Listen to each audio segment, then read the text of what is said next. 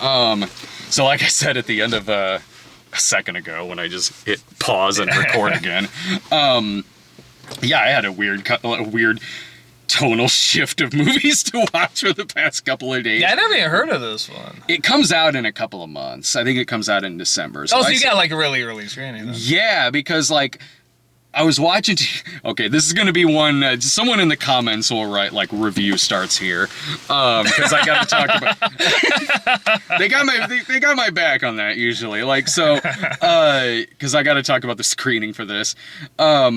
Laura and I were watching TV the other day, and they showed an ad for the Chicago International Film Festival is going on.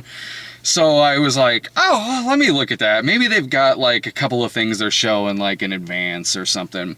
So I pull up the website. They were doing Ford v Ferrari, the Matt Damon movie, but it was one of those instances where you couldn't order tickets. It was like a first come, first serve thing. I'm like, I'm not going to drive into the city and risk like being sold out. Yeah, so let me see what else they got. And I looked through. The Terrence Malick movie was on there. I'm like, oh, okay, well... What's the name of it? Because I don't want to just call it the Terrence Malick movie.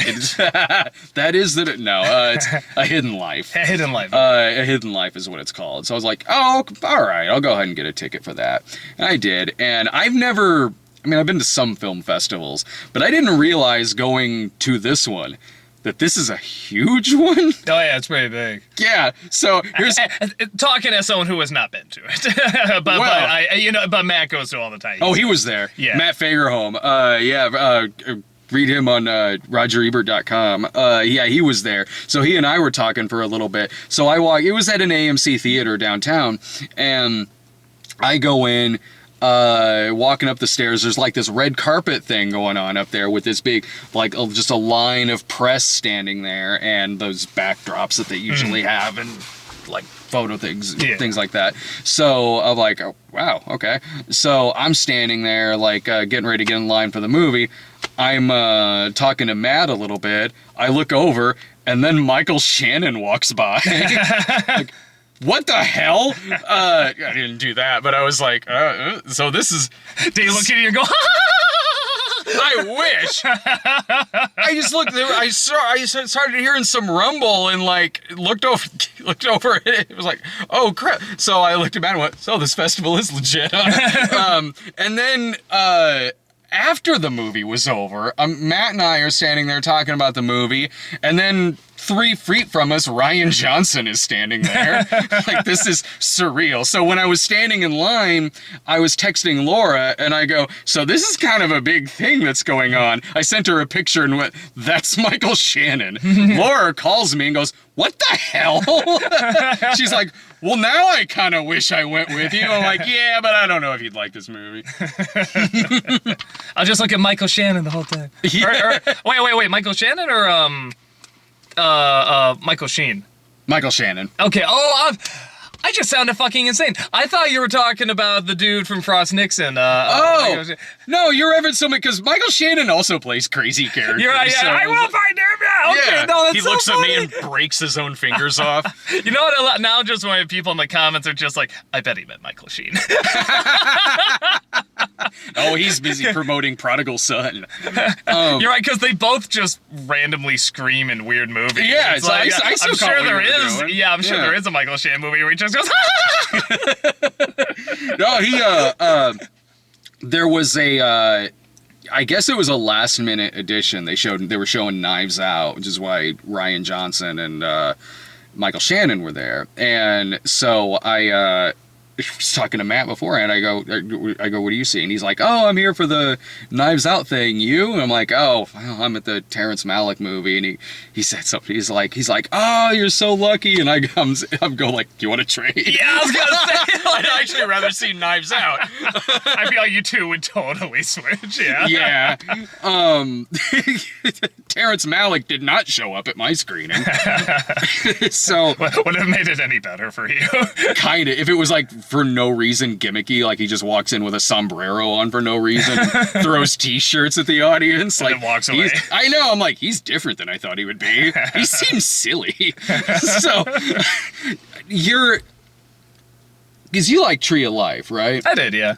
So you're probably, I guess more of a Malick guy than I am, really, would you say? I tried watching Thin Red Line, and that just bored me to tears. Like, that I couldn't get into. I know, like, Tree of Life is, like, is kind of a boring movie, too. But, I don't know. I have respect for a movie that's kind of like an experience movie. Like, okay, we're just going to, like, give you this experience, and we're not going to kind of cheat you out. We're just going to, like, say, here's a life, and here's the beginning of time, here's kind of the end of time, here's a little middle of life, and there it is. But with that said, if someone's like, I didn't like that, I'm not going to be like, what? It's like, no, I get it. Yeah. but I did like it. Yeah, I've never been a Malick guy. Like, I go into him open-minded, sure, but, like, watching a lot of his movies, like, especially being older now, like, I usually sit there and watch it and just kind of be like, this just isn't for me. Like, less that I'm really sitting there kind of like, God, this is like, okay, the last one of his that I reviewed, at least, To the Wonder. I don't know if I was really sitting there, at least thinking back on it now, thinking like, oh, this dog shit. Like, more so just like, this really isn't for me. His tropes aren't for me. His the way that he tells certain things, it's not. It's kind of like me and Harry Potter. I don't think it's bad. I'm like, this is just not my thing. Yeah, I can kind of chalk some of that with Terrence Malick up to that, but his movies have gotten more frustrating over time, where his first movie I really like a lot, Badlands. I mean, that is a movie with certainly a story, certainly with characters and a narrative structure and everything, and there's less and less and less of that the more his movies go on. Like, especially the ones after Tree of Life, like Night of Cups and Song to Song, that come across like you're not missing anything. Those are rough to sit through. That's less like, this just isn't for me, and more like, no man, you just made like a 2-hour perfume commercial. Like, it is, take Tree of Life, like all the kind of stereotypes that go into that, the voiceover, the being very non-linear, random cutaways, and a lot of frolicking, and that is just Song to Song and Night of Cups. That's just it. It feels like he has kind of made this formula where he's like, I can cut together whatever I want, put it out there. There's going to be some critics that like it. It's rough, because it's like, I like stuff that is experimental and going to try different things.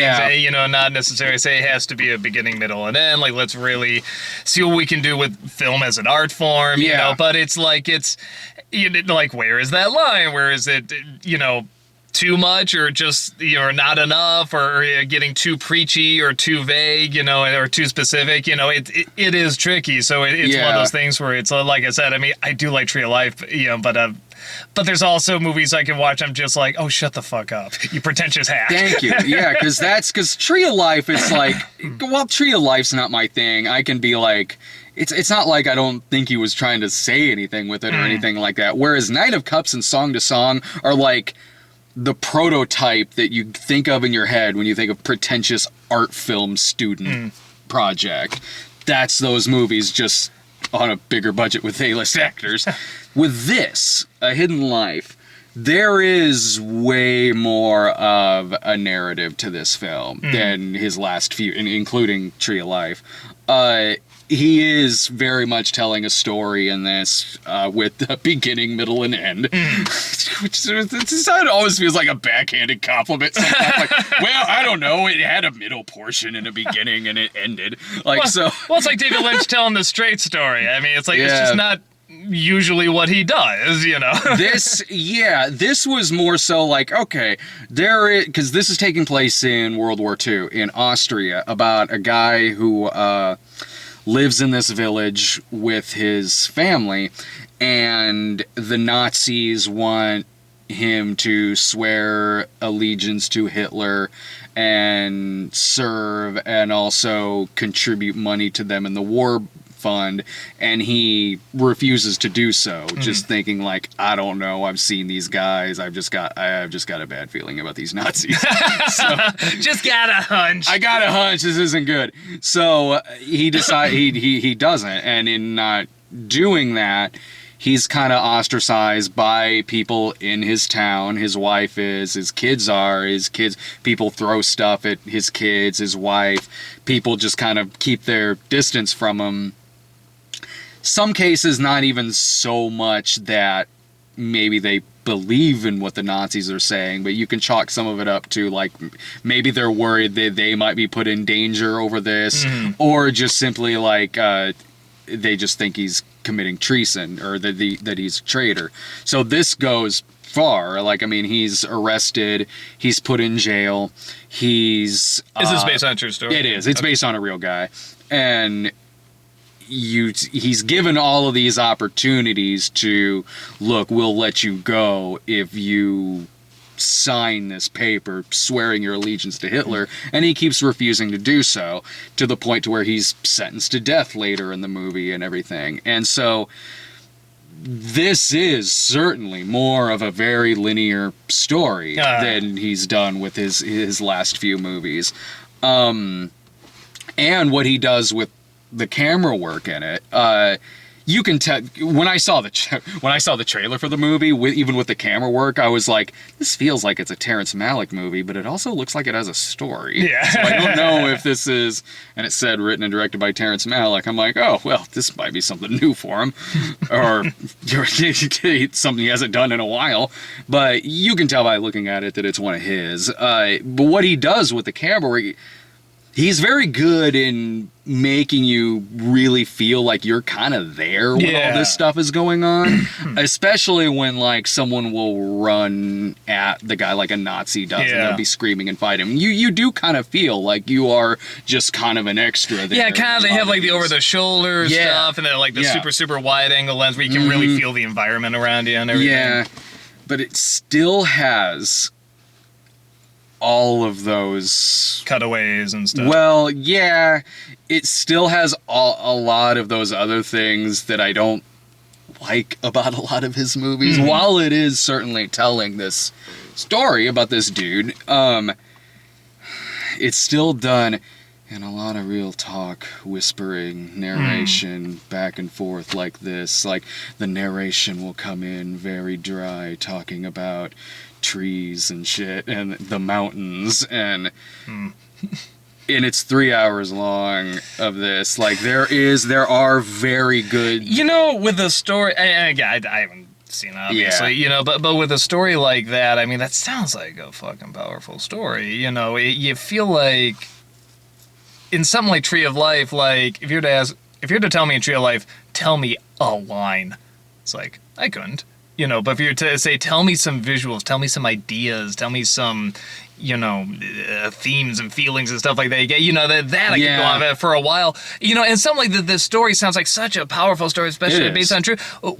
Why not just, like, that seems like it'd be perfect to just visually, like, like they talk about what's going on, but it sounds like you don't need a narration. You don't need to talk about the meaning of life area. Like, it feels like it would just sort of present itself to you just by telling the story and maybe getting some of those incredible shots and letting you feel like you're just there. Yeah, and when it's working, it is. Like, the last 15 minutes are especially pretty powerful in the movie.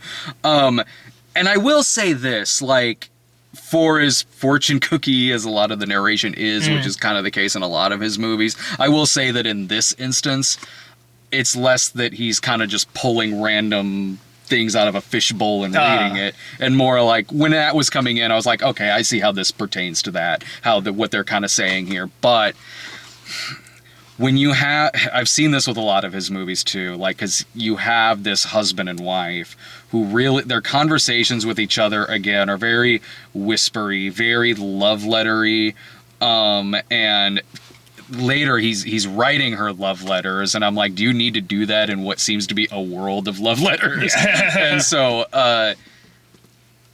but we're only kind of shown their marriage through a lot of them frolicking, which is, he did that he did that in, like, Knight of Cups and Song to Song and a lot of movies like that, where they're just kind of rolling around a lot, and not always, certainly, but I didn't feel very connected to a lot of characters in this because they are speaking so dry, so quiet, so monotone and slow through the whole movie. And it's a 3-hour movie where really you could take the most powerful elements, cut it down to about 90 minutes. It'd be a lot more impactful because it does repeat a lot of things through it, from the frolicking to shots of mountains to shots of the water to other things like a lot of conversations that are kind of just repeated through the movie. And because of this, I gotta figure out how to put this. Because the weight of the situation is spoken very dry, very kind of distant and cold, when this character is presented with this form to sign, and he's really about the same emotion that he is throughout the rest of the movie, like a lot of characters are in this film. I was kind of sitting there just going like, dude, just sign it. Like, you have a wife, you have a family. Like, there are a lot of prisoners here in World War II that would probably kill to be in your situation right now. So I'm like, I hate thinking this, but I'm like, because when you read this guy's story, it's a powerful story. When you read everything that goes into it that you're kind of not seeing on screen, it is powerful. But with this movie being what it is, I was left sitting there kind of just going, dude, you could walk out of prison today if you just do this. Well, anything... I was watching, weird thing to watch. I was watching the Siskel and Ebert review of The Crucible. Yeah. And that's one of those movies where I was always like, something's off, but I don't know what. Yeah. Because everything seems good. These are good actors. Great writing, obviously, it's the play. And they brought up a really good point. They said everything is just so shouty and so one note, you just get tired. Yeah. You get worn out. And I think there's something to that where it's like, whatever movie or style you're doing, like, you need that variation. You need the soft talk, you need the yelling, you need some humor, you need some terror, you need to kind of mix it up a little bit, I think, to keep your interest, because if not, it's just going to be, one slow drive to your destination. Yeah. You need to step on the brakes, go a little faster, make a turn here, make a turn there, And I will say, there are scenes in it where characters will yell something, or where there is a little bit of passion in some of the performances here and there. Sometimes there is in this movie, but again, it's a long movie, and a very high percentage of it, that's really not the case. Like, it is, for every moment that really works, there is a lot of stuff that's very dull in this movie. And like, I was fighting to stay awake in a lot of it at one point. Like, I was actually finding it hard to sleep because the lady next to me started snoring. Like, I'm like, oh, okay, it's it's not just me. Not just you. Well, and with something like... that does get a little frustrating because, like, especially when you're telling a straightforward beginning, middle, and end the story, because something like Tree of Life, again, at least you could argue, well, this is supposed to be kind of an experience, kind of an abstract idea and stuff like that. If you were saying, what's the... I asked my uncle once because I hadn't seen it yet. I'm like, did you see Tree of Life? Yeah. I'm like, yeah, well, what's that about? Life, family, the universe, dinosaurs. Yeah. It's like dinosaurs, beginning of life, end of life. It's about the best I can say. And he was kind of laughing, like, I don't know if it's just somehow that's the best way I can sum it up. But it's like, pretty much. Yeah. And you know what? That's kind of the movie you would expect. You would expect it to be disjointed, all this stuff. Where with something like this, because it is a straightforward story, beginning, middle, and end, it gets more frustrating because, like you said, you do want it to be tighter. You do want to be invested throughout the whole thing. You don't, like, once in a while you can lose yourself to an experience or something like that, but it's like, when you have something where it's supposed to be suspenseful, what is going to happen? In Tree of Life, I'm not saying what is going to happen. I'm, taking in the experience, where this, it sounds like you're supposed to be saying, man, is he going to join? Is he not going to join? What's going to happen to the family and stuff like that, whereas, and when that happens, you need to get, like, the most important stuff in there so you can care, for that running time. For the first 15 minutes, I was kind of sitting there going, like, and all those Malick-isms were there, certainly, but in the first 15 minutes, maybe it's because I go see, like, everything that comes out. So, like, I see the Jexies of the world and the Reliant, things like that. So in the first 15 minutes, I was sitting there going, like, all right, I'm really not a Malick guy. his stuff really isn't for me, but I was like, you know, it's refreshing to be sitting here seeing this guy who's this highly respected auteur with clearly a vision in his movies, clearly something that he wants to say. Like, I was like, you know, it's actually kind of refreshing to be sitting here at a movie like this. And it's also because, I mean, this is in Austria, so the scenery is gorgeous in the film. It absolutely is. 15 minutes go by, and I'm kind of like, he's still not my thing. But, you know, here's what I was saying. I was talking to Matt afterwards. He's more of a Malick guy than I am. So I was telling him, I go, if you, because he also didn't like his last couple movies, which not a lot of critics did. And maybe that's why his latest movie has more of a narrative.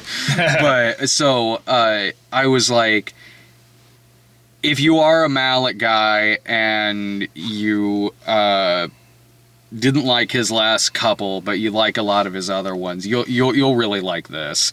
So I could recommend it to that person. Like, if you're big into a lot of his earlier stuff, but you were frustrated by the last couple, honestly, even if you like the last couple, you'll really like this one too. If not, if you're like me and he's just really not your thing, you'll find stuff in it that's better than To the Wonder or Song to Song or Knight of Cups. But you're probably not going to like it any better than, you're probably not going to like it any better than, like, Thin Red Line or Days of Heaven, maybe. But Badlands I love. I love Badlands. Like, he'll always have that. So, yeah, I don't know. Like, I mean, it's coming out in a few months, so maybe they'll cut it down to 90 minutes. That's true. Maybe I'll just watch. It's like, you know, I watch that guy. That guy does his reviews in the car. I think he's right. This guy, I like this guy. I'll probably, if only for the running time, I'll probably rent it, because it does sound really interesting. But yeah, if it's 3 hours, I'm like, It feels it, dude. Like, it really does, man. No, something like Tree of Life is one of those where I'm like, oh man, actually, I do kind of wish I saw that in on the big screen. Yeah. You know, but something like this, like again, for what it sounds like the intention is and everything, I'm like, like, even though I'm sure it looks beautiful on the big screen. It does. It does. It totally does. Yeah, I feel like I could probably rent this. Yeah. Well, that's also the upside of having a big TV, too. True. Not like you have to watch on something like this anymore. It's like, okay, this is actually already kind of a big screen. I love looking at, like, Rotten Tomatoes for a movie like this. Because there was one point where he was just a critical darling. Yeah. But his last couple critics were kind of split on him. I love looking at Rotten Tomatoes for a movie like this, because, like, you'll have the ones that really love it, that are saying things like, it's a meditation on life and spirituality and war, and then you'll have another one that's just boring.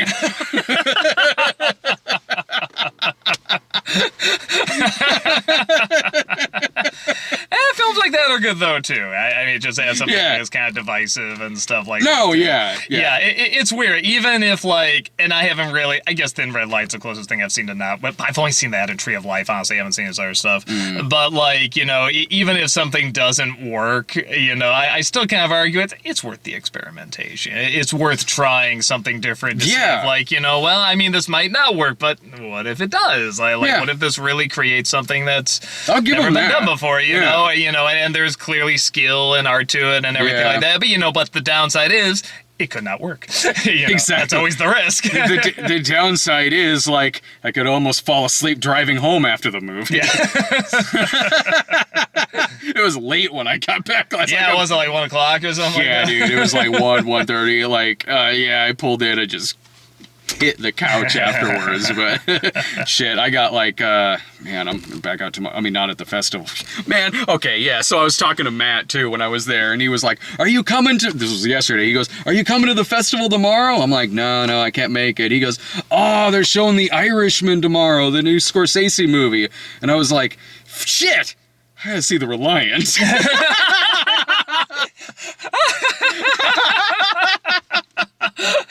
Ain't that a kick in the ass? They're practically the same thing. Might as well. You're right. I've seen The Reliant. I could go ahead and just review The Irishman. But I'll be back tomorrow. I got 4 movies I got to go see tomorrow. I have reviews for Black and Blue, Countdown, The Great Alaskan Race, I think is what it's called, and The Lighthouse. So those will be coming up this weekend. Thanks a bunch, everyone, for watching. Take care. Take care.